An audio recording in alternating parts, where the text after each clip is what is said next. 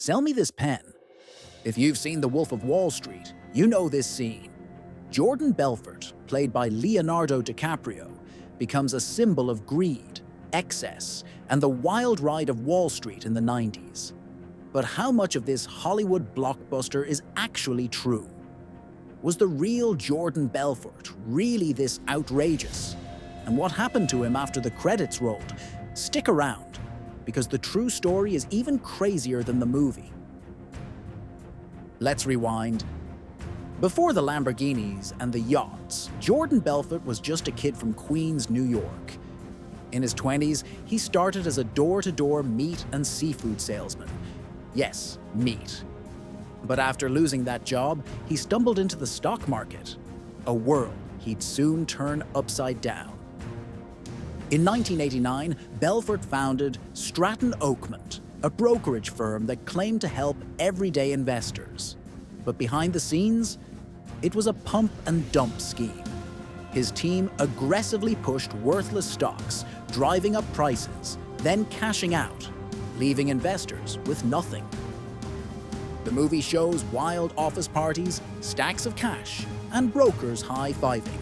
Reality, even worse. Stratton Oakmont's real office was a frenzy of drugs, prostitutes, and literal money flipping. Belfort once admitted to spending $700,000 on a single party, roughly $1.5 million today. Let's break down fact versus fiction. Remember the infamous dwarf-tossing scene? Belfort says it never happened. But the movie did get one thing right: his addiction to excess. He really crashed a $10 million yacht in Italy, though the movie added a dramatic helicopter rescue. Quaaludes? Oh, they were real. Belfort's memoir details his addiction to the drug, which he called the hero of his story. But the movie's over-the-top Quaalude scenes, exaggerated for laughs. Real life was darker. Belfort once drove his car into a pool while high. What about that pen scene? In real life, Belfort did use this tactic to teach persuasion, but the movie skips his actual strategy, targeting the wealthy.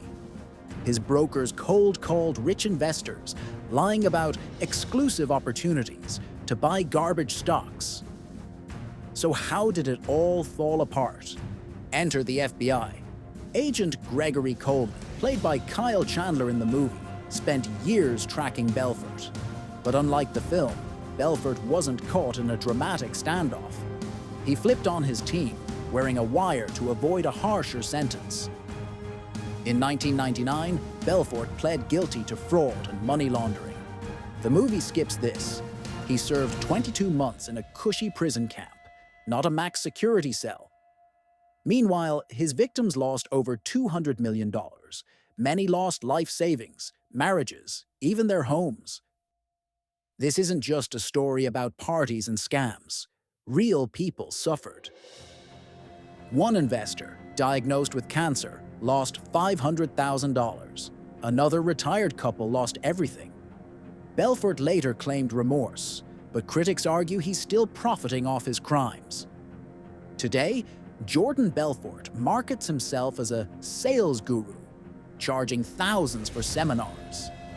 He's paid back $12 million of his $110 million restitution, but still owes millions. So is he reformed, or just rebranded? The movie ends with Belfort in prison, but real life is murkier.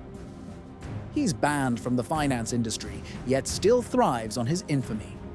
Some call him a comeback king, others a con artist 2.0. So why does Belfort's story grip us? It's a cautionary tale about greed, power, and the lie that crime pays. The movie entertains, but reality reminds us there's no Hollywood ending for the victims. Now we want to hear from you. Did the movie get it right? Should Belfort still be famous?